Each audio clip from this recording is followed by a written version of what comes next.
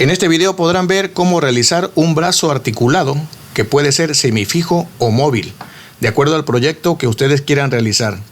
Les mostraré los materiales que se necesitan y también la forma de hacerlo.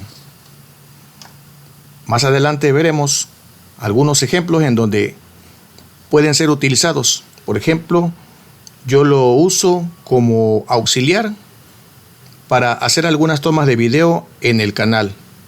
Se puede utilizar también como un soporte para varios propósitos, por ejemplo, para un micrófono y en algunos otros proyectos como brazo móvil.